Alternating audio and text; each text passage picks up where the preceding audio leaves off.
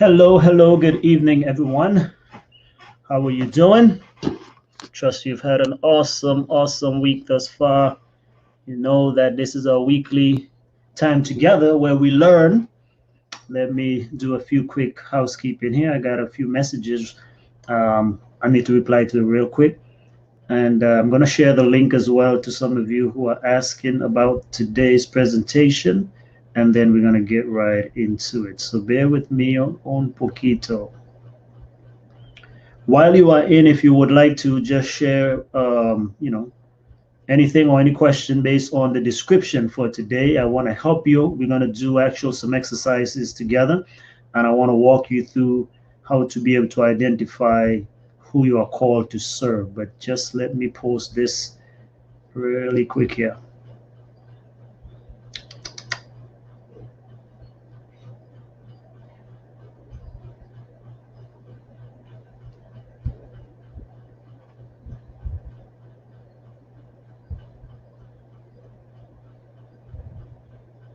On our stuff, I think we need to start having some music so folks can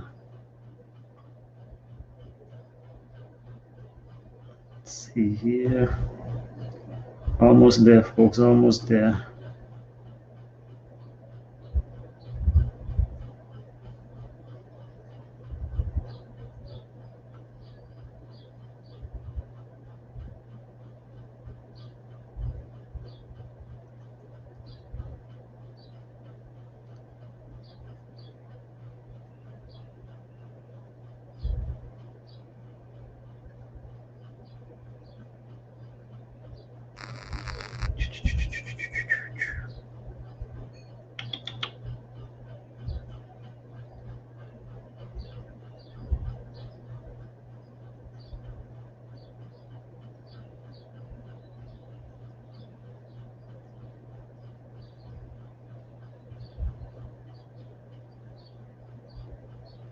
And one more. Where is it?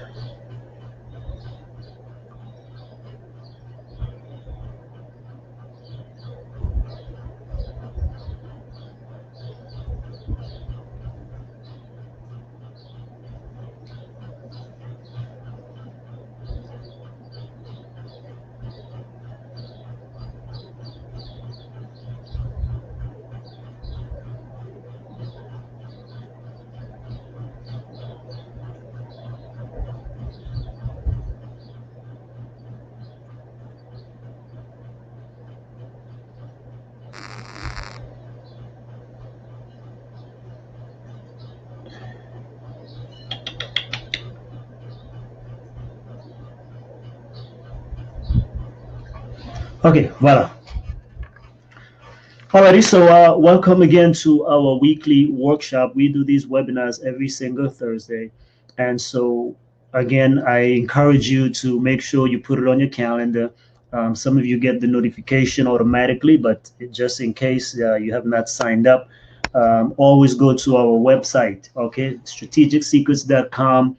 At the very bottom, we have our weekly webinars there, or at the top in the navigation bar, there's normally something that says live workshops or webinars. So you can click on those and sign up every single week.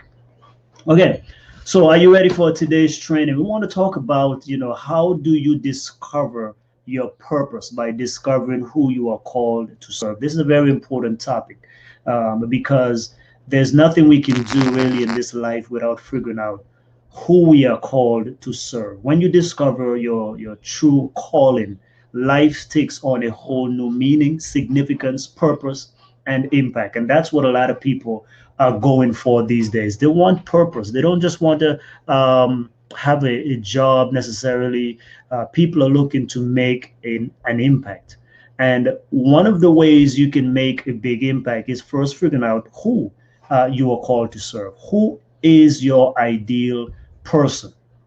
And again, once you figure that out, you are able to do a whole lot. And everyone, actually, if you think about it, everyone, it doesn't matter what their background is, must figure out who they are serving. And by default, that should answer who you are not serving and who you are not called to serve. We are in the people business, no matter what you do. So let's look at several aspects, okay, of society and industry. Let's take education. There can be no education if there are no students. Are we seeing that? So the teacher's calling is to the student, and it is based on the subject that they are teaching, of course, right? So the school needs students in order to operate. If there are no students, there can be no school. The church or any nonprofit entity, the church needs people. Without people, there will be no church. Without people, there can be no pastors, no teachers, no missionaries, no evangelists. So that's what we are trying to get you to see, okay? That everything we do in this world is linked. So your purpose, my purpose, is linked to people. All righty?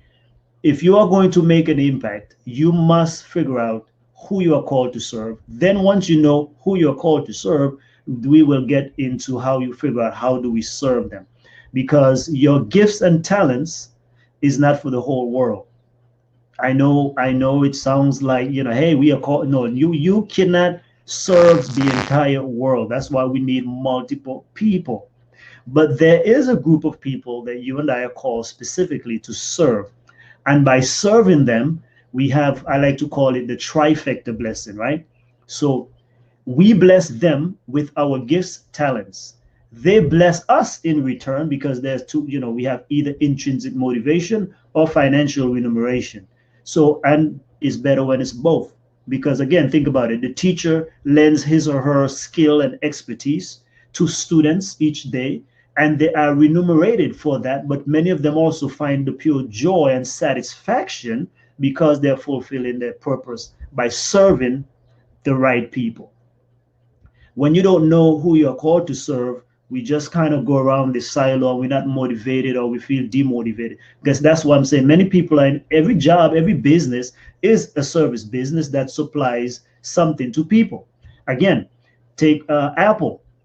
Apple sells phones and they sell laptop, they sell technology, they sell all these things, but people are the ones who buy them. If there are no people, there's no Apple. Already? Amazon, everyone shops every day on Amazon. Amazon needs people. Without people, Amazon cannot function nor be successful. But because Amazon serves a lot of people, then a lot of people remunerate Amazon for providing these products, programs, and services to them. It is really that simple. Those are the kind of things that we really got to think about to understand how life works, like breaking it down. Like, it is self-evident, but most of the time it still eludes us because we again worried, how am I going to make an impact? How am I going to share my whatever it is that God has given to me? God, think about it too. What would heaven be without us, as it were? Because he came on the greatest errand. But there can be no great commission without people. What is the Great Commission? To go into all the world, but to preach to whom? People, every nation, kindred, tongue, and people, right? And you and I has been given that mandate or charge, and that becomes part of our purpose. But again, I cannot serve everyone in the world, though I embrace that. But God, it does not expect me to reach the entire world. I, as one individual, cannot reach the entire world. But there's a class and group of people based on my background, my experience, my expertise, my personality will gel and resonate with some people. And therefore, I will have a better impact if I would serve and focus primarily on that group of people rather than trying to please everybody. Because sometimes this again, when you try to reach everybody or please everyone, you actually serve no one, right? So Jesus, again, even though you see his message was like that. I mean, it seems sectarian, but it was not. So first, when he came, he says, first to the lost tribe of Israel, or the house of Israel. Bam, that's the focus. That was his group, his clientele. Bam. Then he says, let's branch out. So even when he gave the Great Commission, he said, first start here in Jerusalem, then in Samaria, Judea, and the uttermost part of the world. So you keep branching out, out, and out. And so there's always going to be a group of people that resonates with you. And you and I must discover that to be able to render our gifts and talents. Again, because again, if Like, okay, Ben Carson is someone that many people know as, let's say, a neurosurgeon. If I have no need, as good as he is, if I have no need for his expertise, it doesn't matter how smart he is, right? Or how, whatever his expertise is, because I don't need his service. But if I were in a situation where I needed those service, then guess what? Now I can be a client or customer of his. So that's what we're saying. What if Benghazi was trying to reach somebody like me? I'm just giving an example, okay? But what if he was trying to reach someone like me? I don't have any need for neurosurgery or any of that stuff. He would be wasting his marketing dollars and his time with me. So it's the same thing with whatever you do. If you run a nonprofit and you are seeking donors, they must resonate with your cause. Otherwise, you're wasting time and energy on people who are not responding to your message. Go and find the people who resonate with your cause, and they will support the cause. But many people, again, we try to get everybody to do. No, there are some people who are more inclined to like what you like. So again, we take the example of Apple.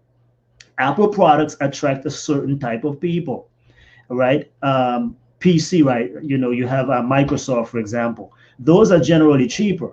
So the average person can get, a regular laptop or computer for very, very cheap. But when you look at Apple, I mean, you're pretty much coming out the minimum of $1,000 to get a laptop, right? So Apple is more on the high end, but it attracts a certain types of people. It doesn't mean that someone like myself, right now, this webinar is on, I'm using an Apple a laptop, right? A Mac rather.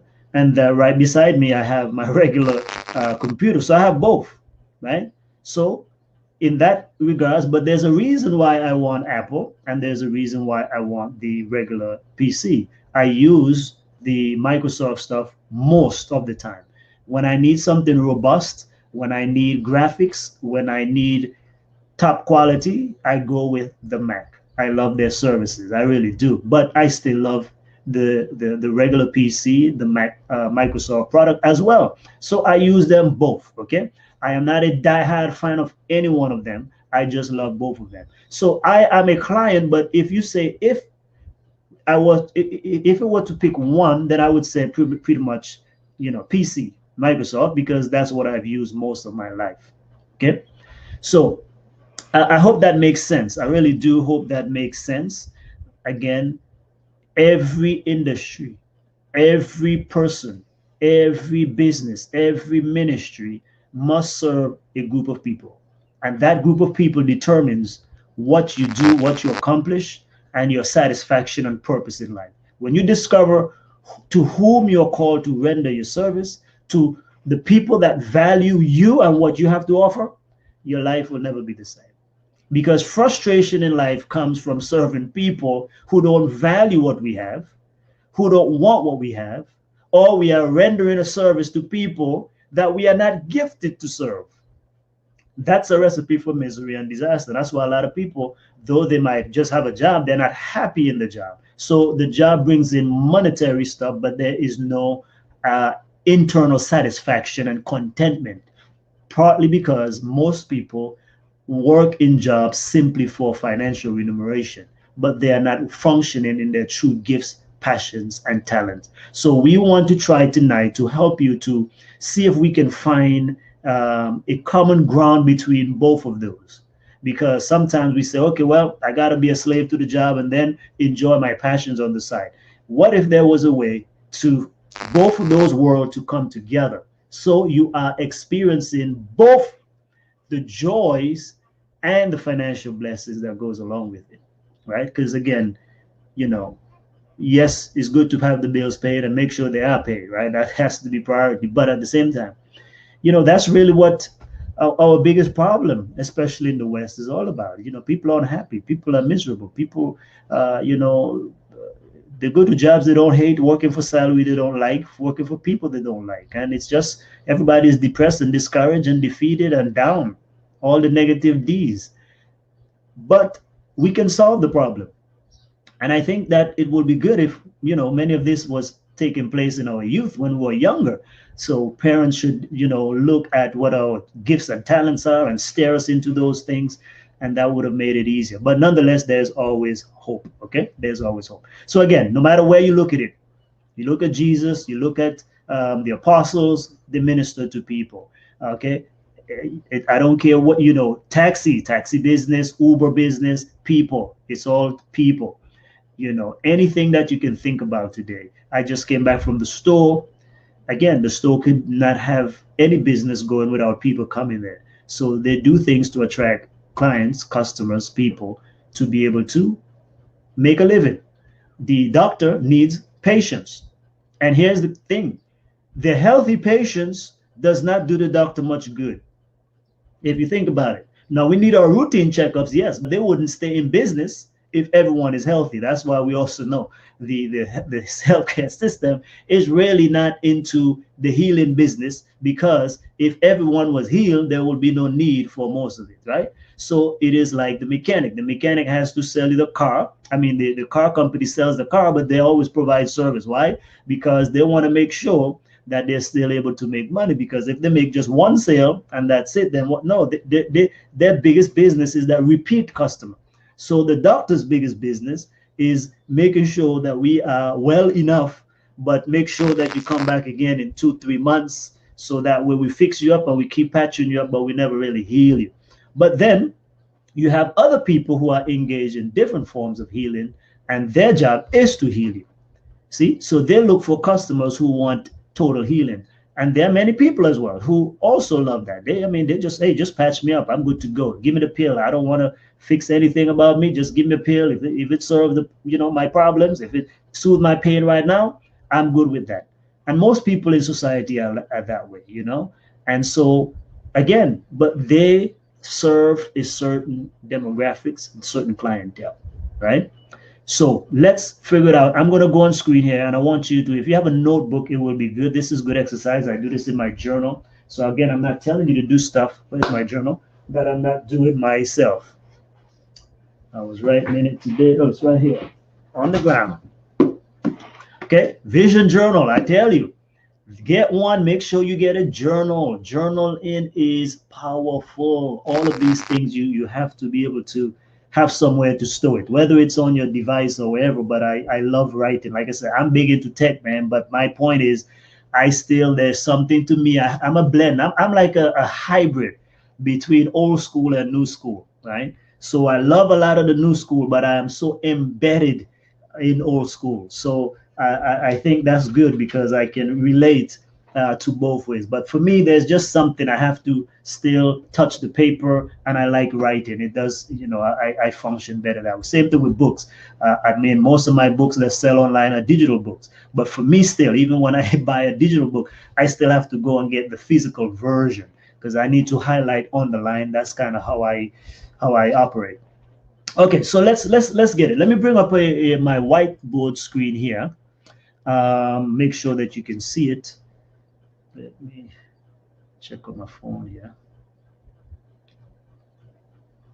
So you can use this time, by the way, if you want to go and get a pen, piece of paper, a notebook, notepad, journal, or take out your digital device and get you something that can give you the information where you can write, not just where you're going to lose it now. So normally, again, like you have pages on your Mac or your iPad or something, you might want to start a new sheet. So again, we're going to be talking about how to discover to whom you have been called to serve with your gifts, your talents, whatever it may be, right? How do we figure that out? Okay.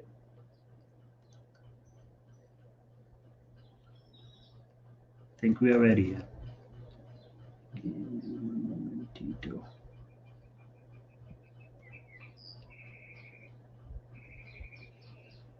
I'm trying to log in the presentation here. I normally have it up on my phone, but so that's what I'm logging in right now. It's going to be good. Trust me.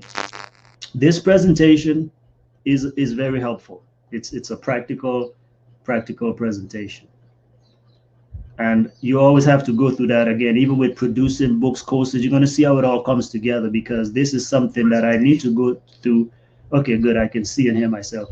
This is something I have to go through each time that I need to create a new product, a new book, new course. Even sometimes when I think about who I'm going to target for a post, a simple blog post or something like that, I have to go back and ask myself this very simple question.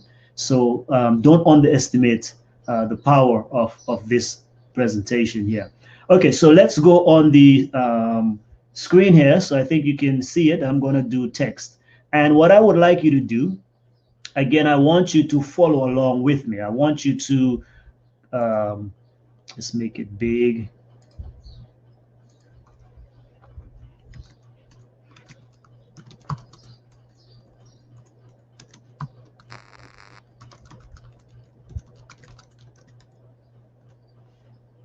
Alrighty. So we can ask it in several different ways, right? It doesn't have to be, one way, but don't worry about if it's grammatically correct or not. That's not the point right now. Okay. But you want to write that down. Write that down. To whom am I called to serve? Right? What are your thoughts? Who would you like to serve is another way of answering that particular question, right? Let me put it right here, make it a little smaller. 36 points. Okay. Another way to ask it is who would I like to serve? Okay. Who needs my gifts, talents, expertise, experiences, whatever the case may be? If you're in business, your products, programs, or services. All of these are ways that you want to ask it. And you have to answer the question, right? Who needs what you have to offer?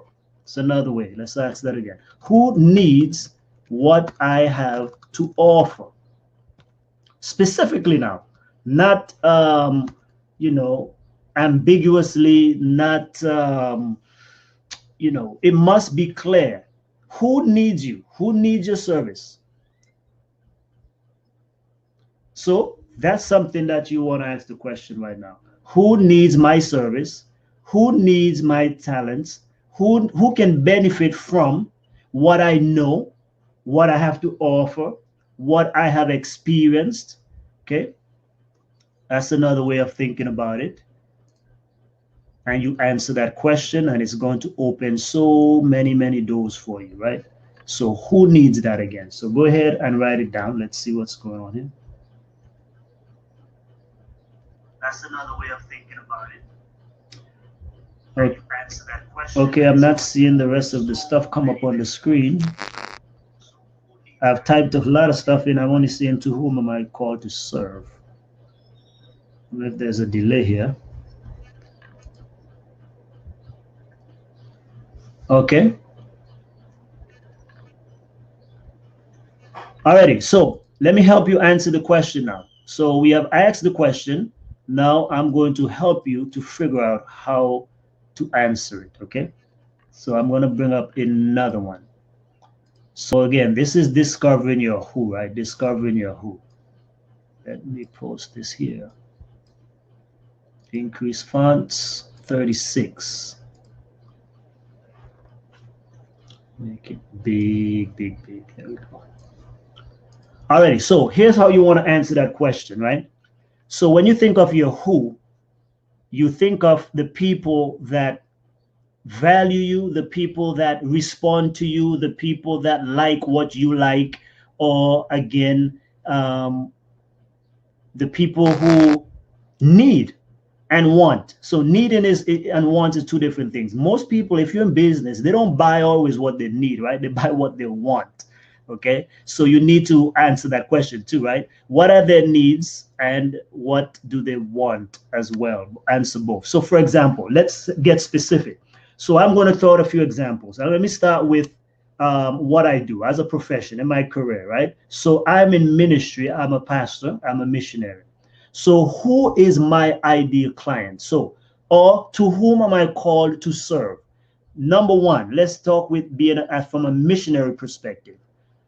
Okay, I am called to serve people in Africa, right? Most we have been dealing with mostly Southern and Western Africa, but though we've done some work on the East as well, but primarily Southern Africa. You see how we get more specific? So again, the whole continent of Africa is big. People sometimes forget that. People think Africa is just one place. Africa is huge. When you say Africa, it's like saying America, right? But in America, there are different states. So Africa is not Ghana. Africa is not Zimbabwe, Zambia. Africa, those are parts of Africa. So that's my thing. As a missionary, though I have a mandate from God, this is how I participate in the Great Commission as my personal ministry. Okay? This is my personal ministry. I am a missionary. That's what I do. If no one pays me, this is what I do. I feel called to serve people in Africa and primarily those in remote areas.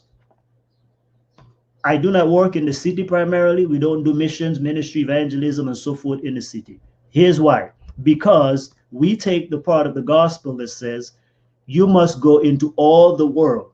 And so most people from the West who generally goes to these places work the cities. So we know that he's not going to come back until everybody knows. So we try to go to the farthest part. So sometimes we land in the airport in the city. Sometimes it takes us 2-3 days to get to where we're trying to go. Another reason why I feel called to this demographic is because it touches my heart, right? It evokes something in me, a passion. I don't need external motivation nor inspiration. It is there. So I don't have to force myself. So if someone so it's natural, it's a natural inborn thing. So that's why I say I can help, for example, people in Asia or whatever, right? We have to love everyone. However, my passions are not in those places. So I can help and I can sympathize with those areas. I can contribute financially. But if someone were to say with the same thing, Chance, let us go, or we have a need in this remote place in Africa or Latin America, then I would be more willing and more ready to go there. Why? Because they respond to me. I can relate to them. They can relate easier to me. Ministry becomes easier. And not only that, but financially, my dollars can go a further way. And so therefore, I am making a greater impact and maximizing my resources. See? You see how that functions there? So yes, we are called to reach everyone. And I'm not sure how come you are not seeing my screen here. Maybe. Okay, let me see. Should I do it?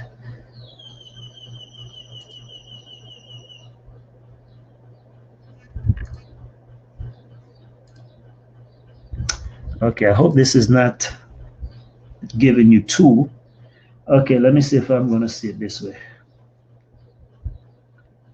Screen share. Because I'm right on my screen, but I'm not seeing it on my phone here. So let's do a refresh here. Are you seeing my screen here? Let's see. I want you to see me typing so you can see how to answer those questions there.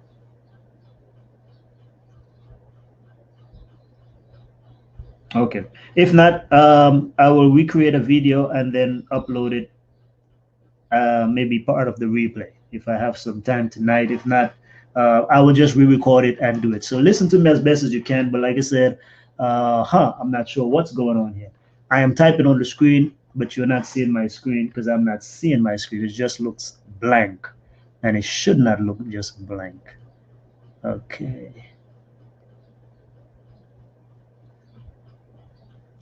Okay, let me do something else. Bear with me one sec. I'm going to bring up, let's say, Google Docs. Should I use Google Docs or Microsoft Word? Okay, let me bring up Office. Bear with me a second. I'm going to bring up Office, and I'm going to try to share that and see if this will help you. I believe in practical, and if we can get it done now, it's better, right? Because sometimes listening is not, you need to see it. So blank document. Let's try to close this out. I know that will take up some extra bandwidth too. Okay. That's all right. We're going to figure this out. Bear with me here, saints. I know patience is a good virtue, so let's exercise it tonight. Helvetica. And we're going to go with, let's say, 20 points. That should be big enough. Okay, good. I think that's big enough. Alrighty, so let's try this one more time. I am going to stop the whiteboard. I'm back on the screen. Now let's go and screen share. I want to share with you, open a Microsoft document, and then we're going to try to type on that one. So let's try this otra vez, one more time. So that way, by the way, you see, this is live, right? This is live. This is not, pre-recorded. Okay, so now let's see if you see my screen here. I'm going to look on my phone for a quick second. Okay, good. I see it right there. Voila, we in business. Voila. Okay, so now we are asking again, figuring out who you're called to serve, right? Specifically.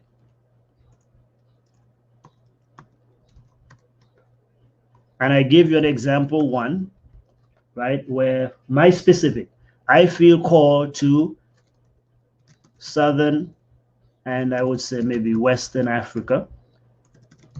We've done a few work in the East, but primarily Southern and West Africa. Okay.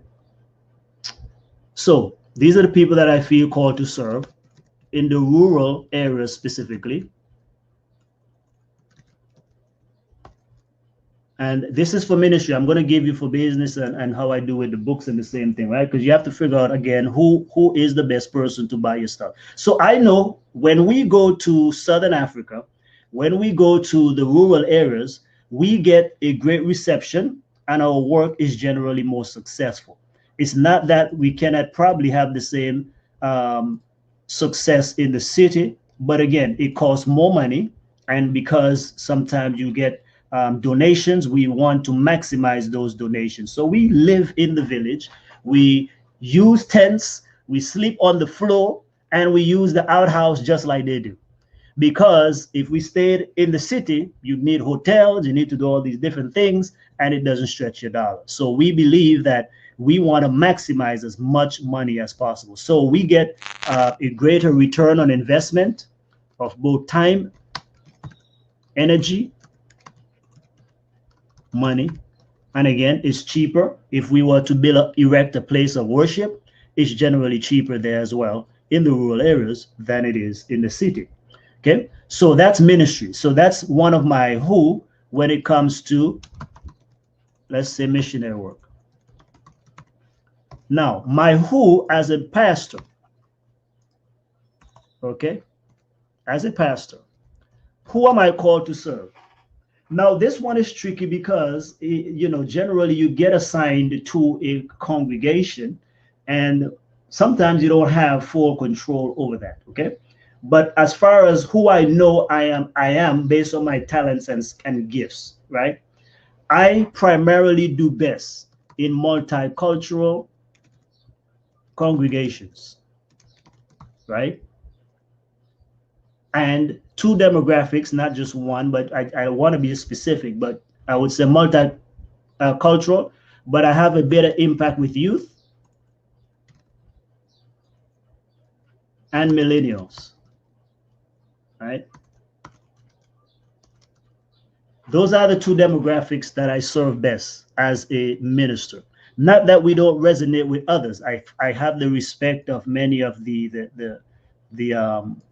elderlies and so forth, but the challenge with that is that it's hard to change established protocols, systems, and processes and people. And while I say you do what you have to do, but my thing is, I really don't have any interest in maintaining status quos, though you have to do it but that's the politics of everything. But if it was just up to me, I move with people who want to move and go somewhere. I cannot just be fiddling my thumb and want to maintain this is how it was, this is how we did it since 1888, and it's always going to be that way, and so forth. So I don't believe in fighting people's system. I believe in changing a system and going where you are valued. It's just that simple. It takes too much strength and energy to try to change preconceived notions and ideas. Okay? I think it's Westminster Buckner, something like that. He said, if you want to change, if you want to create change or innovation, something to the effect, just create a whole new system and a whole new process, because fighting the establishment does not work necessarily for the most part. It's just like, again, the healthcare. So many people fight healthcare. You're never going to change it. So what you do is focus on the people that you are called to serve. So that's not saying you are exclusive. What we are saying is, if we, as I believe, I have background in human resource management. I have a certificate in human resource management. I take a lot of business classes and undergrad in management. So I don't always see congregation function utilizing the best gifts of pastors and teachers and so forth. In other words, they just say, hey, this church needs you, without having to look at your gifts, your talents, and the people. They just assign you. And sometimes some pastors gel, but I find most pastors are misaligned and misplaced because they're not in their sweet spot. But again, by God's grace, we do what he calls us to do, even when you don't, necessarily feel. But I think if I were to make the biggest impact, I think I would be able to, if I would serve this demographics, because I'm passionate, the influence is there, they're tenacious. And so if that were the case, then I think, that would be my sweet spot. Okay. So, but this is growth as well when you have to serve other demographics. So you can have more than one demographic, but again, you want to find your sweet spot. And remember, it's not everybody who's going to like what you do. So that's why you have to find your sweet spot. Now, you get along with everyone. That's not what we're talking about. We are saying, for you to make the impact that God wants in your life, you need to find the people that need you the most. Remember, Jesus didn't even waste time in some places, right? Even his own home country says a prophet doesn't have any honor in his own home. And so what did he do? He didn't stay there. He said, let's go. Let's move. Let's go where the people value what I'm sharing with them. It's not that they were not important, but he's saying, I gave you some of my time, my energies, but you didn't really want it. But look, he said, when he went to the Gentile, it's like they open arms, right? When he went to Samaria, after a while, he says, hey, man, get out of here. Hey, you got to go. You got to go. So you can be better than the master, right? You have to know to whom you are called. So that's two examples, right? That's two examples. Now, I just created a course called Pandemic Survival System, right? So to whom is this? I mean, for who is the ideal person for this? This is people of faith who wants to prepare for crises, right? That's the person. And so if you go to the sales page, that's the first thing you will see. Hi, this is a message for people of faith who want to prepare for impending crises or something along those lines. So the person who goes there and that doesn't fit them is not for them. It's not a problem, but it's not for them, right? So my book, Monetize Your Skills, is for professionals and entrepreneurs and ministry leaders, right, who want to monetize their skills to make an impact or fund their dreams. We're going to get to the how in just a second, right? So that's that demographics. These are the people who this message perfectly resonates with. People of faith. Other people might benefit, but hey, that would just be an extra blessing. But the people who will value it the most are people of faith, specifically the ones who are concerned about impending dangers, crises, pandemics, those kind of things. That's where their mindset is. Another one is, let's look at prayers that move heaven.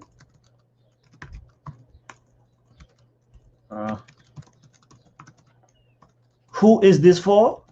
People who are frustrated with their prayer life or lack of answers to prayer. See, that's what that's the person that want this. So that's why in the back my description, and the reason why you have to know this again is because you have to speak the language of your people, of your tribe, your followers, right? So that's why knowing who you're called to serve is important, because knowing who you're called to serve, you don't want to serve the people that you are not called to serve, because good marketing attracts the ideal client, customer, patient, member, and it repels the one you don't want. So it works the same way in ministry. Some people, that's another problem with churches, think they're going to reach everybody. No, everybody, that's why there are multiple churches. Some people love hard preaching, some people don't want preaching. Some people love long sermons, some people don't love long sermons. Some people love that's just how life is going to be. So if you are a preacher who likes to preach on prophecy, well, there's some people who don't want to hear prophecy. You're not going to resonate with them, right? And if all you do is preach on prophecy, you have to find the pockets of people who love prophecy, because they will be drawn to it. So that's why, again, we make a mistake sending out a flyer to the entire whole city as if everyone wants to hear prophecy. No, everyone does not want to hear prophecy. So if you only preach that or put that out in your marketing, you're not going to attract the people you want, because people want to hear about faith, finances, family, health. And those are why we say you have to be multidisciplined in that area, right? So the church has to function in those aspects. The church cannot just be one-dimensional. The church must be multidimensional. And that's why I say too, for me, because I like to grow and I like the challenge, and I do function, I just figure better in a multicultural place, because that also lets me take advantage of my like for learning in general, so I can preach on more than one thing. Because I find that there's some pockets of demographics that just love, whether it is prophecy only or they just want to hear about, love only. I don't want either one. I don't want to be boxed in by either. I am not an either or type of person. I am both this and that. I want me some of prophecy. I want me some of health. I want me some of finances. I want me some of relationship. Because me, the way I function is, I want holistic balance in my life. So I don't want to go to one church that all they do is preach prophecy, all they do is preach on health only. I want a church that can resonate with different challenges that I'm going through as an individual. So do you see that there? I hope that helps. So you want to go through that, whatever it is that you are doing, even the nonprofit. Again, we try this exercise even with churches. Again, some churches cannot reach everybody. You notice a lot of people, they don't like going to church today. And churches are empty, for example. So when it comes to place of worship, you should pick who you want to reach as well, right? So you can specialize in singles, the elderlies, right?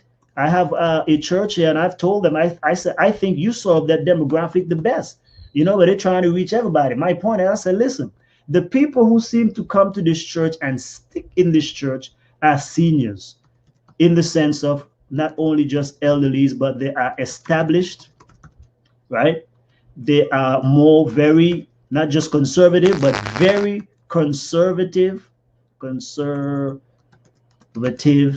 and they like order, right? Short programs, short to the point, to the point. So this people trying to attract young people is not that we don't need them, but my point is they would make a bigger impact for the kingdom if they specialize in reaching these people that seem to be drawn to the church. There's nothing wrong with that. If God called you to minister to this group of people, because how many churches today, most everybody want to go with the hip, the young, the millennials, and so forth, right? But who's really focusing on ministering to the seniors, the elderlies, well-established people, right? Those sometimes gets overlooked. So every church must figure out who am I called to serve the best and focus there. Because sometimes some churches spend years trying to grow, and the reason they don't grow is because the people they're trying to reach does not want to be in that congregation because they're not attracted to that congregation. And not only that, but based on who you are, because maybe again you focus on heavily on just one aspect of ministry, they're not drawn to that. So that's another thing where you want to be strong in. Focus on your strong points. That's how God gifted us. He says, take your talents. What is my talent? That which I am good at, not what I'm not good at. Right? So that's another reason why I love to be flexible, and I love to be in an area where I can use multiple gifts, because I simply, that's just how I function. So let me just leave that alone. So are you getting an idea? So now, for example, there's some people I see here. We see a lot of people who are in cleaning. So let's talk. If you have a cleaning business, okay, cleaning business. Now, why is this important again? Because people are frustrated that they might not be doing good in business. So I'm just showing you how it works in ministry. It works for products. It works for service So cleaning business is a service, right?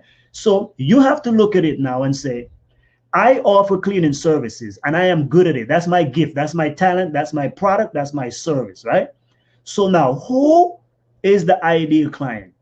Well, if you know that in your life, let's just say you want to make $100,000 a year. Okay. Let's just say that were the case. It's not going to do you good to focus on people who have houses or who have an income who, they're barely making $50,000 a year. They would rather clean their house themselves. So you have to say, probably, like here, this is what I see in our area. And I tell some people, I say, listen, if I were in your business, you guys are clearly ignoring where the money is. So I would focus on, and I'm not going to mention the area here, but I'm going to say focus on zip codes, right, where the median salary is, your best client will be over $100,000, right? Focus on zip code where the median salary is over that, and where the average house cost over probably $250K. Why? Because these are the people, because they have a large salary, they can afford you. One. Two is they have the money. And three, they are so busy if they're making that kind of money, they don't have time to clean their house. Already? Most people, even cutting the yard, for example, same thing I tell people, you cut the yard, you listen. People sometimes who want to scringe on money, they're going to cut their own grass. Why? Because they're tight on money. But there are most people who are very busy, and not only that, but all yards are not created equal. You can cut, for example, I pay about between $30 to $40 to cut my grass. But I have other people who have a bigger yard than I do, and sometimes they pay $100. Now, which yard would you want to cut? You would have to cut 2 or 3 of my yards in order to make that $100. So therefore, it might be to your best interest to serve the communities that have the greater income range. Are we seeing that there, folks? So the same thing when we did our nonprofit work, when we went to do fundraiser, that's what we did. We went on a website called Nation Master, and we found all the zip codes in that area, and we knew how much money's, the average income of all of these neighborhoods and counties were. That's how we did our stuff. We were organized. We're not just saying, well, let's just go there, put our thumb down, and no, we did our homework. All right. So another thing is you might want to say, for example, over the age of, I don't know, 45, 50 years old. So I would say probably 45 plus. Why is that? Because younger folks, hey, they're not so concerned or worried about their house per se, right? And, for the most part, again, this is some generalization, but, think about it. I have never paid anybody to clean my house. Let's just put it that way. I don't need anyone to come and clean my house, right? So if you're trying to reach people like me, you would be starving. Why? Because you have a cleaning business and you cannot thrive on people like me. And not only that, but again, there's some neighborhoods, and we're not, listen, I hope that you guys understand this. We're not down in nobody. What we're saying is we have to be practical.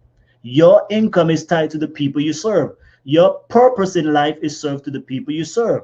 So again, if you know that it takes $100,000 for you to live a good life, you can say, for example, I want to go and serve the people in the low income community by cleaning their grass. They're not going to pay you because, for one, they don't cut their grass, they don't keep their grass, they don't care about the grass for the most part. So if you did that and you needed that money to live off of, then you would not be happy. That's what we're saying, is when you discover who you're called to serve, you will live on purpose and find greater happiness.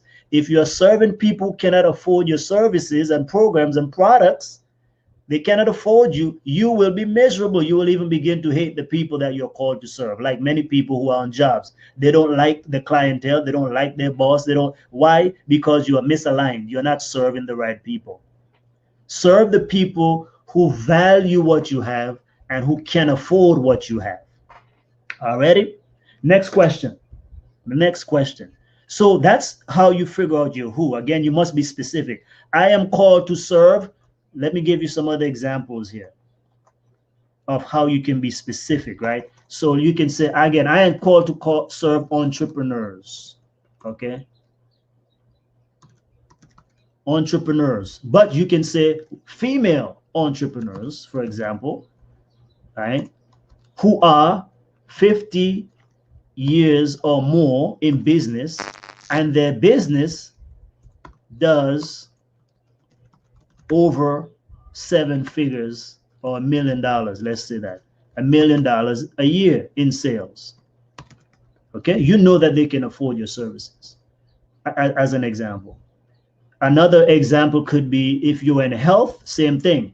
So if your niche was health, because you have to say who can afford your thing too. That's what I'm saying. You want to eliminate the frustration. If you have a product or program in health, and you say, okay, I want to make sure young people are healthy. That's good. Then you need to target their parents because they don't have no money.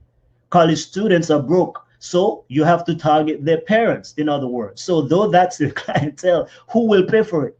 So you can give it away for free, but who will also remunerate you and take care of what you need to take care of? So free does not mean, charging does not mean, you are cheapening your stuff or selling out. No, you have to receive funds in order to keep what you're doing. A matter of fact, if you're doing charity, you need more money.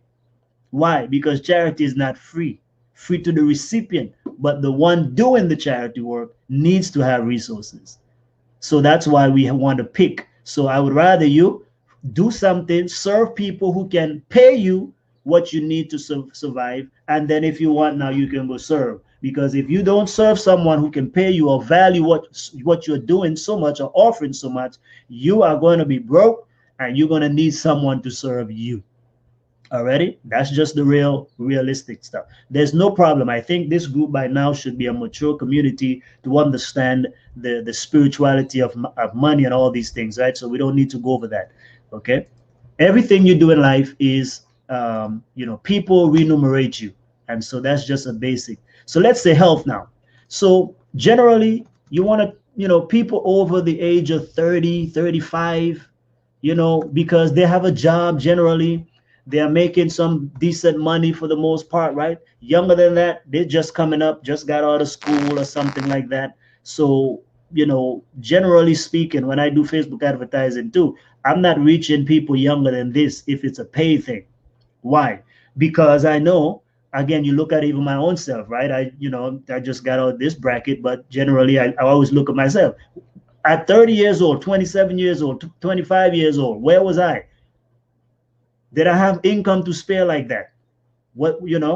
And people will spend money on anything, but I'm saying now the kind of products that I charge right now for different things, there's no way, a person under the, in their 20s will value that. Some of them might get in, but those are not the ideal clients. Why?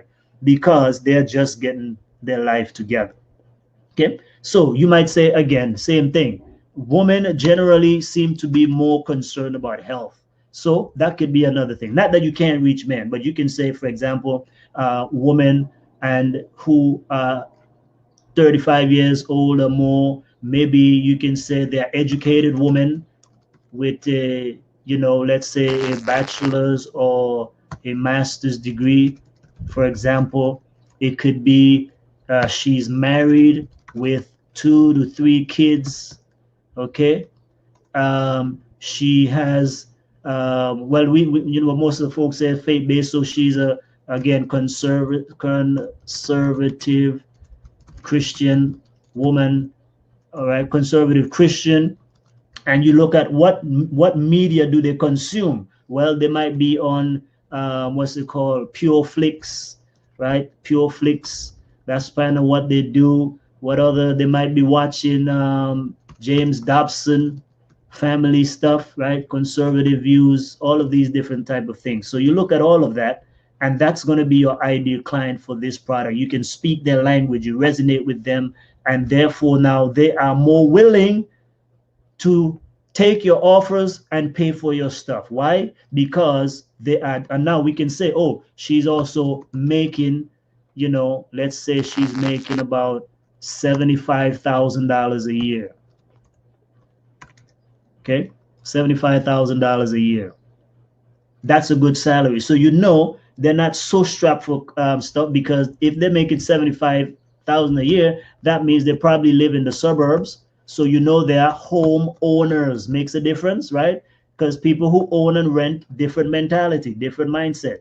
And because if you are in real estate, or if you are selling stuff for homes, then if a person is renting, they're not going to be buying stuff for homes necessarily. So that's why you need to know these things. Okay, because based on what you are selling, if I am a renter and you're trying to sell me homeowners insurance, I don't want it. So you're wasting, again, your time and energies on people who don't want you, because now you get frustrated. I'm selling to everybody, but they rejected me. They're not rejecting you. They just don't want what you have. You're trying to sell them a product they don't want and they don't need. They are renters. So many of them may not need that thing. But now let's say you are selling, to upgrade your curb appeal, or something to, your mailbox or something. I'm just saying, if you're selling mailbox, the community complex or the leasing office has their own mailbox. So a person in an apartment does not need that. Okay, does it make sense? Okay, so that's an example right there. So now let's see how much time I got here. Let me help you with another thing. So that's your who, right? That's your who. So we need to be specific. Let's go to another thing that you want to ask here now. You want to ask, what is their problem or pain? Specifically, right? What is their problem, right? Or what problem can I solve with my gift, talents, skills, expertise, experiences, and what else? And my products, if you're in business, my programs, or my service. Okay, there we go. What problem can you solve? Because again, people might have a problem, but can you solve the problem? Because if you can't solve the problem, then you need to find a different set of people whose problem you can solve. Does it make sense? So what is their problem? What is their specific problem or pain? Another way to ask that: what keeps them up at night? Worried, right? Concerned,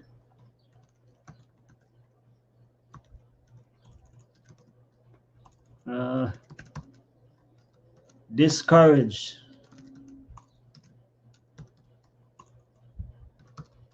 depressed, etc. Right? So what keeps them up at night? Right? You're trying to figure out their pain point because you want to speak to their pain. Listen, here's another thing. People, that's why we say most people don't really buy what they need, they buy what they want. They want to escape the problem. That's why they don't want 5 steps. That's why they want the quick pill, because they're trying to escape the pain immediately, the shortest route possible. They don't want 21 steps. If you can give it to them in 3 steps, they'll take 3 steps. So if your thing is 21 steps, then you have to what? Bring it to their needs. That's why we are getting into the mind of the people. So that's what we're saying. It doesn't matter the entity, school.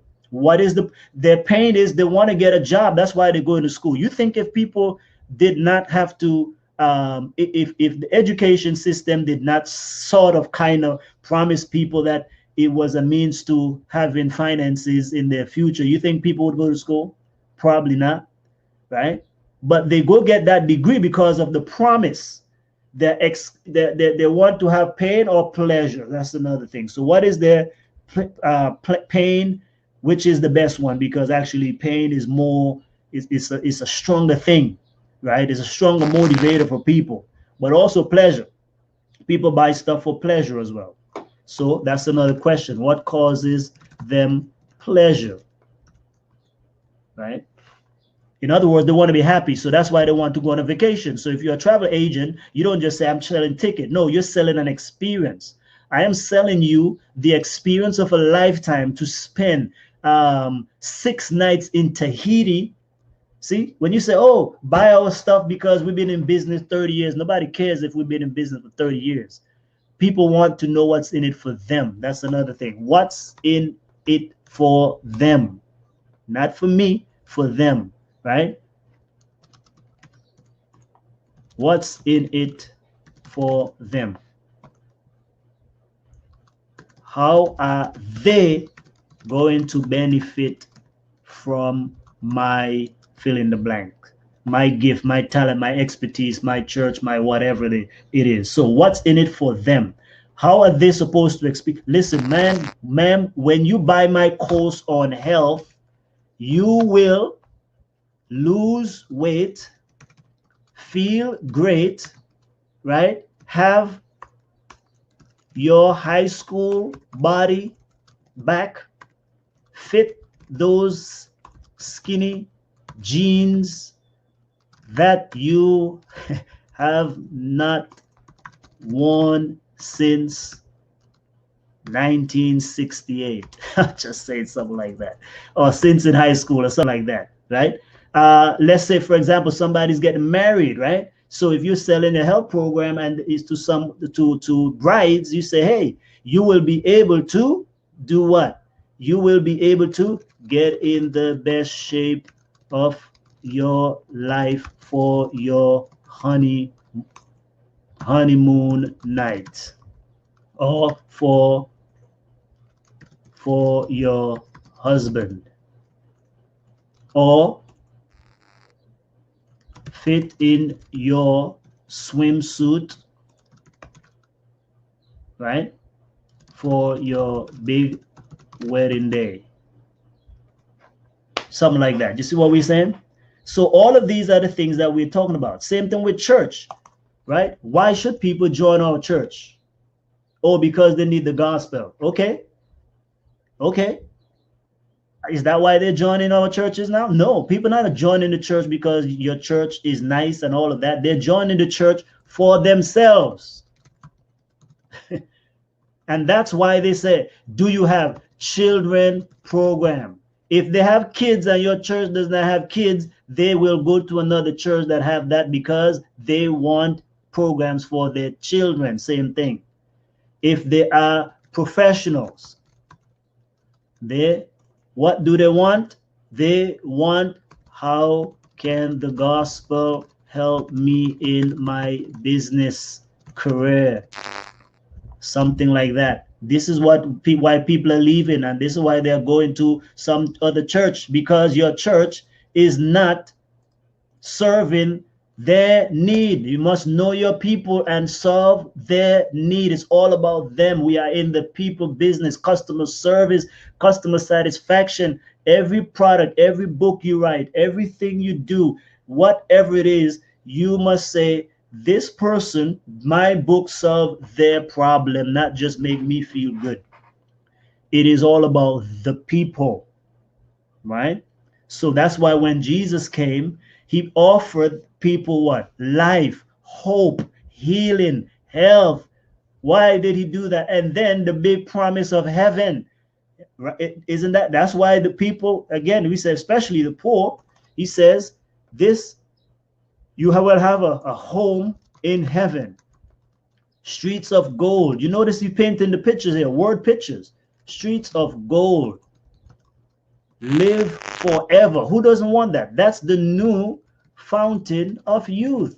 But that's what we say. We make Christianity and the gospel sound so dry and blunt, and you know, no one wants it, because the way we package it, it is so dry and bitter and distasteful, right? There's need for that. But here's what he's saying. He paints a more positive picture. He gives you a warning on both sides, right?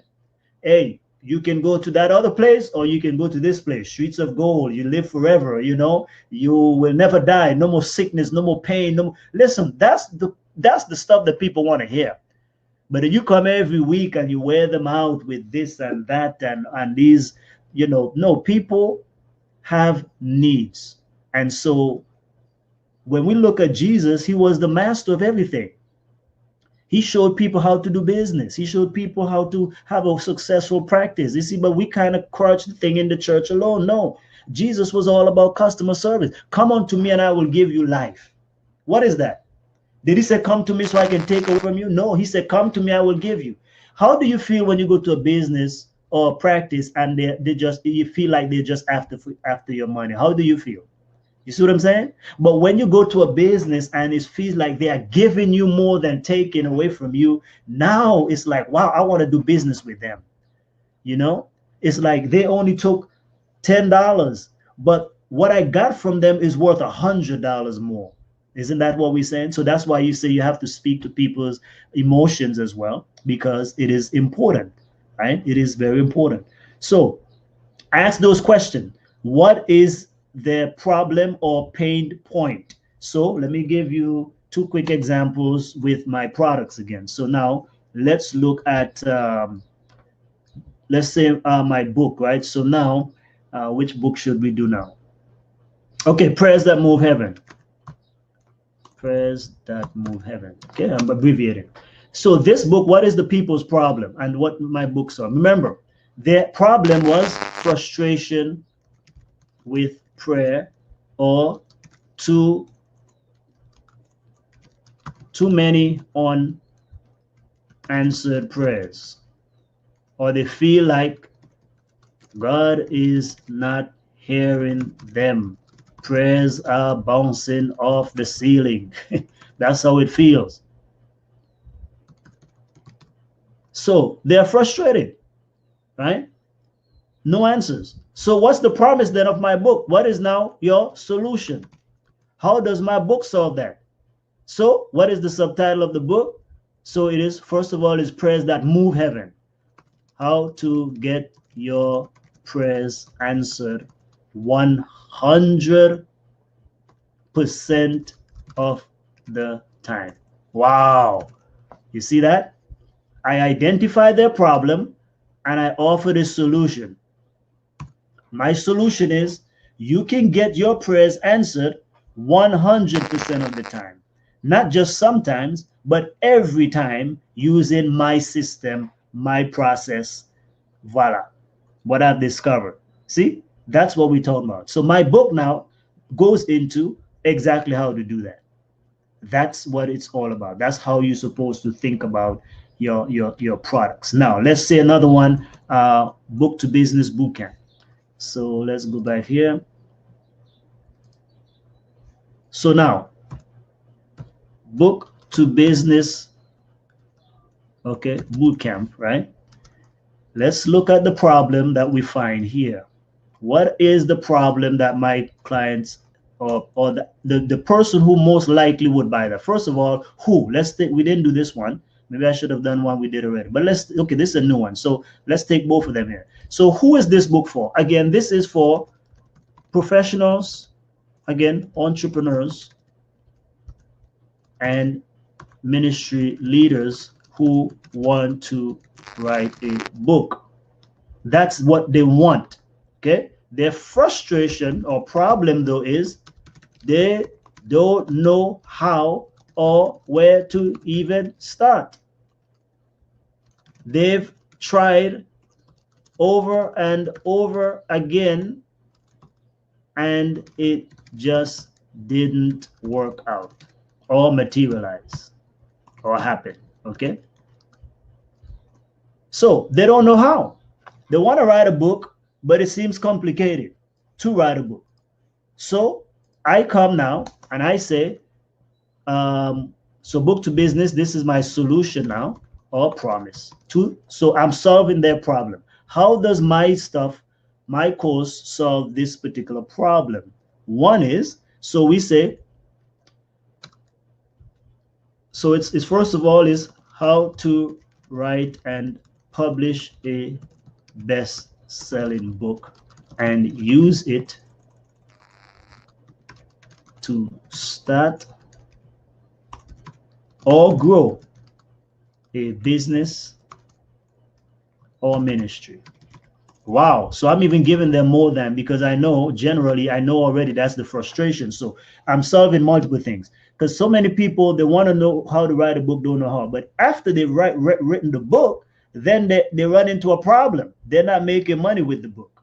So I already know that. So that's an extra benefit that I'm providing there. So one is I'm going to show you exactly how to write the book. And for that, I have 8, almost, well, 10 now, but about 8 different ways is what I have in the program right now. 8 different ways to write a book. Voila. And I show you how to write it in a day, a week, but less than 100 days. Definitely. I don't like to go long and stuff like that. So as far as writing books is concerned, so that's my thing. So that's my solution is I have a 7-step framework as well, 7-step framework that I use to help them solve that. Okay, the first 4 steps are about writing the book, and the last 3 steps are about marketing and monetizing the book. See? So some people will just be happy with me because of the first 4 steps. They got their book published. They got it written. They realize their dreams. See? They are successful. They feel accomplished. But now, if they want to make money from the book, then I also have 3 steps on how to do that. So there we go. You see that? That's how my stuff is. And that's how you come up with both your title and your subtitle. Okay? So my subtitle is speaking exactly to the problem and including my solution. How to is always a good thing. How to write and publish a best-selling book and use it. Oh, I didn't put that. And use it to start or grow a business or ministry. That's my how. And that's my solution to this particular problem. You want to write the book? Voila. And of course, you give them reasons why. I've published 12 books. I've done all of this before. I've helped other people. I have testimonials of people who have written their books using my system and those kind of things. Okay. And so why also do I focus on this demographic again? Because I know I have a track record of helping people to publish books quickly, but this is why I focus on these 3 demographics, because these professional people take action.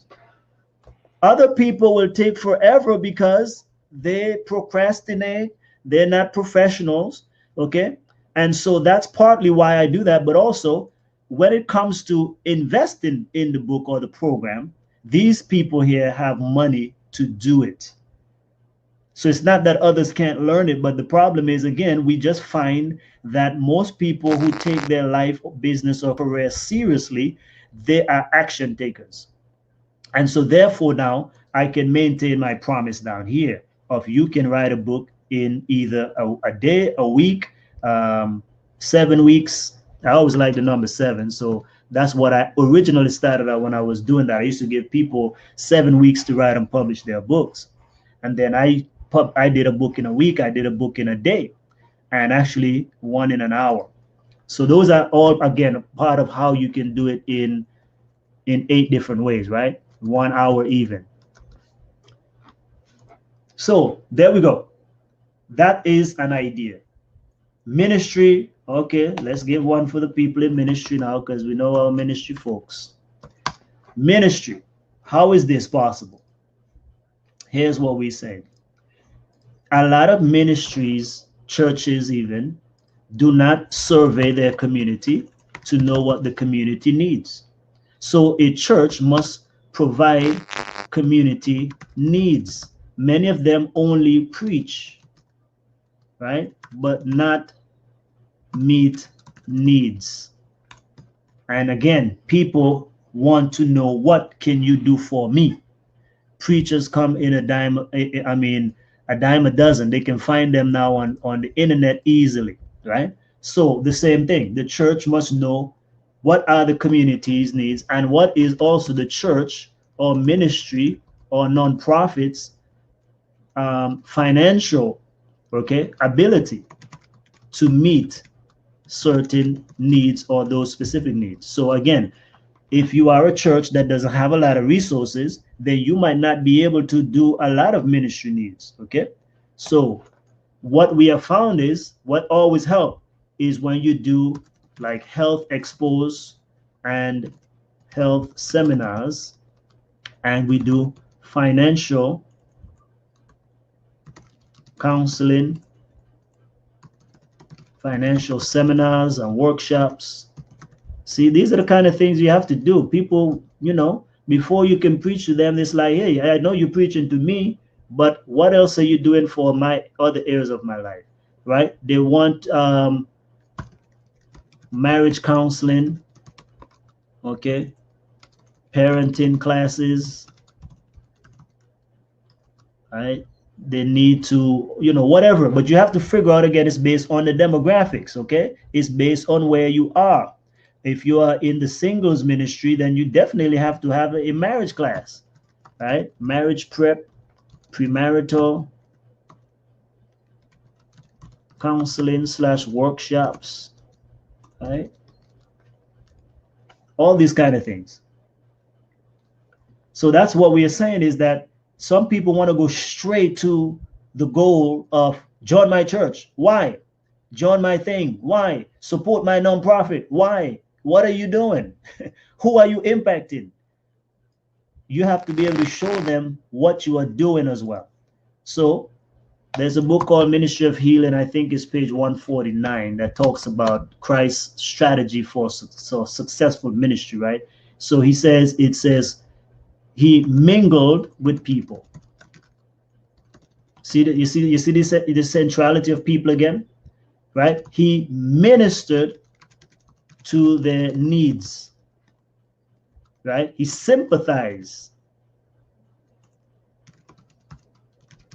with them. See, that's showing compassion. That's coming close, right? Then is when he said or bid them follow him. Already? See? That was the strategy. Mingle with people, meet the needs of people, sympathize with people, show compassion to people, and then you bid the same people now to take the next step. Join my church, buy my product, become a believer, whatever it is. You see how it goes? It's the same things over and over again. But the more I know who they are, is the better I can communicate with them. And that's why we say focus on your strengths, not your weaknesses. Don't try to do what you are not gifted to do. Every one of us has a gift, a talent, and we must use and speak with our voice, right? The real McCoy is being authentic. Be authentically you. No one can be you. Be you. Don't try to be a jack of all trades in the sense of trying to reach everybody, right? You cannot reach everyone, and you should not try to reach everyone. Now that sounds counterproductive, but in reality, think about it. No one can reach everyone. Apple has a big influence, but Apple does not have the whole 100% of the market. No one industry has all the buyers of one thing. No, but Amazon is getting there. But in general, right? So you have shares of the market. So that's the same thing with churches. Everybody be fighting over members and fighting over people. I don't want to fight over nobody. I want God to say, Lord, Randrick Chance, the people that you can best minister to are people from this community and this area. Reach them and focus only on them. Let someone else reach the other people. That's why if we are all faithful to our calling, everyone would be reached. If you do your part and you minister to the people that you can minister to, then I do the people that I can minister to, then we will reach everyone eventually, right? But it is the same again in business.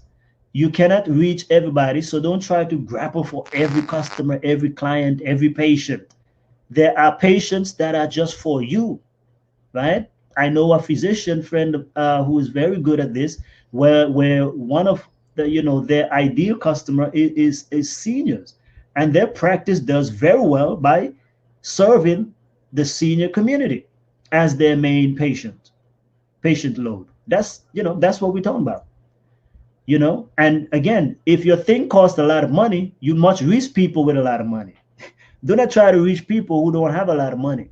Reach people if your thing costs a lot. If you are, again, depending on what if, for example, you are a plastic surgeon, the average Joe or Jane does not have plastic surgery and can't afford plastic surgery. That's why they go to the movie stars and the CEOs and these kind of people who are millionaires. Why? Because they can afford it.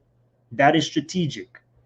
That is very strategic. So you have to do the same. If your product costs a lot, or your program or service costs a lot, find people who have or is already making that money, that type of money. Okay. If you are a very highly educated person and that is the kind of people that you are attracted to, then that might be the group of people you want to focus on. Engineers and doctors and lawyers and all of this kind of stuff. That's who you want to focus on, right? And if we all do that, then I think that we will enjoy life much, much more. Okay. So that's all I have for tonight. Thank you so much. You should get a replay, but of course, if this is the replay, I try to do a different one where, because we had some hiccups, but if you get the replay, all you got to do is fast forward. Okay. Fast forward the replay to the section where we really got into it. But I want you to do this exercise, please. I want you to do it. And it doesn't matter your background, okay? If whatever you're watching this or if you're watching the replay, again, this works for everything. I just showed you from a ministerial perspective, from a nonprofit perspective, but from business, doctors, lawyers, engineers, every one of us all go through this cycle. You have to figure that out, okay? And so I have those exercises done even here, like I said, in my journal as well. See, clearly defined, specific, who you're trying to reach. They must be, notice something I put myself here. They must be both able and willing to pay your price point, whatever it is. If it's big, small, whatever it may be. And it must have a clear problem. They must have a clear problem to be solved. And it must be a pain or need that I have a solution to. If I don't have a solution to it, doesn't do me no good. That's why somebody else solves it. That's why I cannot solve everyone's problem.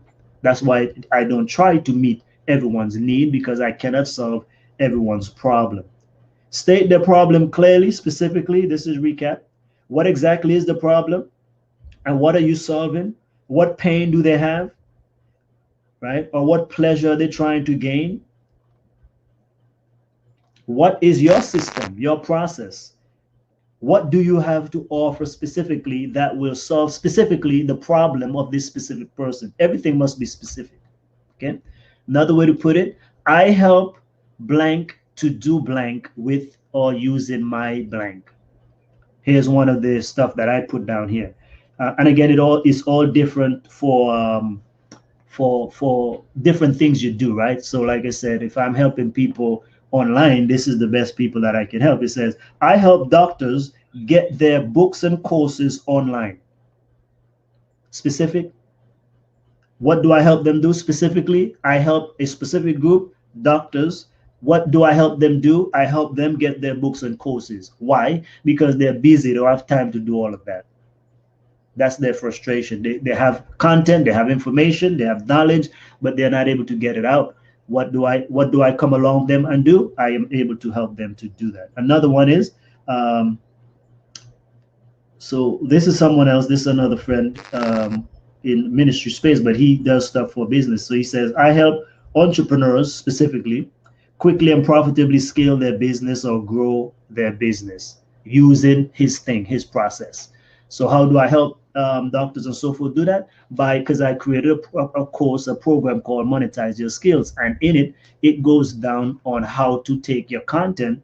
And I used to generally, I recommend you go from a book to a course and so forth, and then you leverage up, create other products on there. But it can be the reverse as well. So that's the best thing I can do to help anyone online, because that's what I do personally online. See, so I'm not helping them with a whole bunch of other things. I know how to get books done, and I know how to get courses done, because that's what I do, and I have done it, and I know the ins and out, and it's easy for me to be able to do. So I just find people who need that help and I can give them. But when I say, for example, I can help anyone and I help different people, right? But if I need remuneration, again, that's what we say. It's a passion for me. I'll do it for free. But if I need remuneration, I focus, the demographics that I focus on is primarily physicians. Secondarily, we have business owners, but they must be making at least 6 figures, right? Because again, if I'm going to split my time because I have other things to do, right? Then I know I need to know that they're able to pay me for that. So it's not just any business owner, it's a business owner who's at least doing 6 figures in their business, right? Because I'm going to spend time and connect with people and do project management on their behalf to coordinate all their stuff to get it done for them. So that's what we say. Other folks, my friends, my network, people at church, they have access to me because I am their servant, as it were. So therefore, if they ask me, I can divulge freely to them. Why? Because they're already supporting my cause and my livelihood, technically speaking. So they don't have to. Of course, my programs are there. If they want to pay for them, it's fine. But if they want to tap my brain, as it were, I don't have a problem with that either, because I am serving them as well. And so because I'm called to serve them, any gift or talent that God has given to me, I share with them, but only those who ask, right? What you get on the weekends, and as part of my professional duties, I have to do that professionally. But I invest time into the people that value what I have. And how do I know if they value it? They ask questions, they ask for help, and they take action on what I tell them to do. Those are the people that I'm called to serve. Because why, again, he said, don't cast your pearls before swine. See, that's what we're saying. So I don't go and share everything with my church people, not because, but because they all are not into these extra things. So you serve them with one gift. So that's why you can say be multidimensional. That's why you must define your story. I don't allow people to define who I am, because I am not just a pastor. I am more than a pastor, right? I value my gifts and talents. So I cannot be boxed in and say, all you must do is preach. No one can tell me and box me into that, because God didn't just give me a voice to preach. See, so that's what we call maximizing your talents. If he give you one and you grow on there, but if you don't use it, you will what? Lose it. So if I don't do these extra things, I will not know about them, and who am I robbing of the ability to be able to benefit from what I know? That's what you want to do as well. That's really my message, is you have a gift, a talent, a skill, and expertise. If you're in business, you have a product, program, or a service, but it must be linked to a group of people. If you find those people, you will be blessed financially, because they will be the ones to consume your product, become your biggest fans. And not only that, but you will find happiness. Why? Because when we are serving the people that love us and value us, and they support you, what you're doing, it brings joy. So now your motivation now is to serve them at the highest level. Why? Because they are not only supporting your livelihood, but You love serving them and they love receiving your services. That is what I believe is the missing link for people in certain careers that they don't like.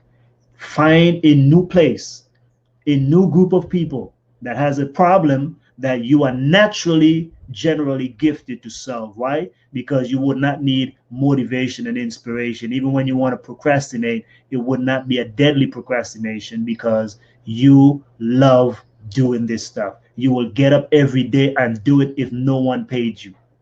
See, that's what I do. It no one, you guys, no one pay me to do this every Thursday. No one pays me to do it.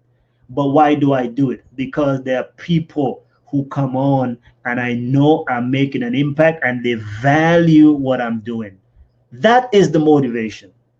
So I know I feel an obligation to them. So I get up and I go and I do it even if I'm running late. Like today, I just came straight from shopping. I left everything downstairs, ran upstairs. I haven't eaten any dinner. I went straight to this. Why? Because I know I must minister to my people tonight because I have something to share with them. That is joy. See, that is joy. That is joy. So if you can find the thing that you love to do and that pays you at the same time, you have found the secret to joyful satisfaction. Because there's some people who are making money, but they're not content nor satisfied or fulfilled, right? They're not fulfilled. You want the two to intersect because the two always don't intersect. Give you an example of my personal life. I gotta go. I'm rambling on. The training is done, by the way. So here's the thing. For example, in the military, right? I was well remunerated because I was a young man, and to me that was a whole lot of money. Okay. I was remunerated and I felt good satisfaction, but not total fulfillment, right? Because I was making money, but the way I am wired, my personality, what God put in me, I didn't feel like I have an avenue to express that or to explore that. So that's why I needed to transition. So while I love the military, I have no complaints on the resource, on the money. I have I think the military treated me beautiful. But there was part of me that was dying because I could not use this gift. And I felt like that's what I need because I am driven internally. We call that intrinsic motivation, not external. Money is a good motivator, but it's not for me, I am not primarily motivated by money. I am motivated by impact, by people. So that's why I also need people. Anyone who values what I'm doing, I pour my life and heart and soul into that because that is what feeds me. But here's the thing now, when I went into the nonprofit section, right, I became a missionary right after the military. Now, interestingly, here's the paradigm shift. I was making way less money, one third pretty much of what I was making in the military, but I was highly, highly fulfilled, 100% fulfilled. I experienced fulfillment like none other. To me, it's even more fulfilling than what I'm doing right now, right? So that's what happened when we were missionaries. To me, I found total fulfillment. So it filled a void that the military could not fill because I was serving the people that I want to serve. It was pure joy. It kept me young. I never got sick in 7 years because I was doing the thing that God had gifted me to do, and I was serving the people that I know He had called me to serve. That was a marriage. But here's the thing, economically, so now I was on God's economic though, because I mean, we never used debt. We were debt free 7 years. I did not use no credit card, not even. But I was not making a lot of money. It was a weird thing, right? But that's God's economics. But I'm just saying, economically, I could not do a lot of things because, like I said, I chose in a life of nonprofit. We were paid a stipend. But again, we owned two cars. We were never sick. We didn't have to worry about all those things. But yet, I'm saying there were some things I could not pursue, like certain academic programs and so forth that required money because I was not making money, right? I was making just a stipend to keep us pretty much going. And we were fine with that. It wasn't an issue. But I'm just saying, when you can find the marriage, though, is the beautiful thing of the passion, fulfillment, and the economic remuneration. That I believe is the most blessed life. because when you work a job and you're tired, you say, because that's what most people do. We work a job, we don't like it, and then on the weekends is when we really live our life, or we say, okay, I make the money here, but then I will go over here and do the thing that I really love to do. You see, you don't have a lot of energy after you're tired, you burn out. So that's what you have to ask God for. So again, military, I had good money, low fulfillment internally. Missionary, I had great fulfillment, but low economics. Okay, doesn't have to be that way.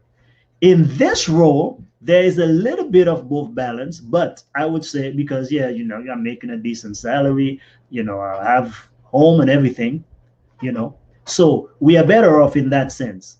But still, I would say, if I had to do it 100% solo, which I am working on, is I would rather serve as a missionary making what I'm making now.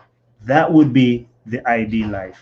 And that's what we are striving towards. See, that will be the joy. That will be the joy.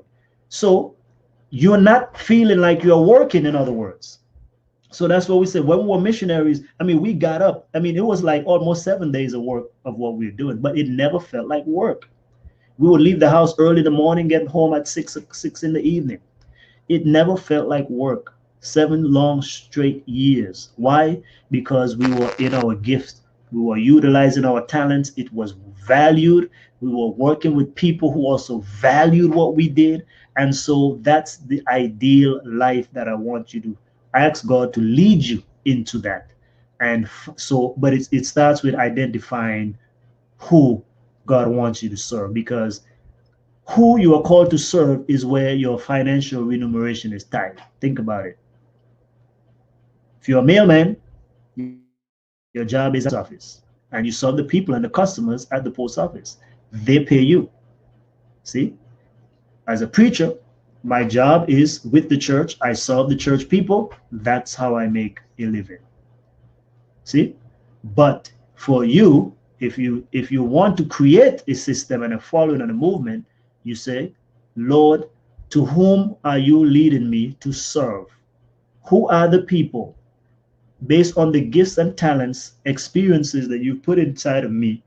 Who are the people that I can best impact with what I know, how I've been educated, all of that? Who are they?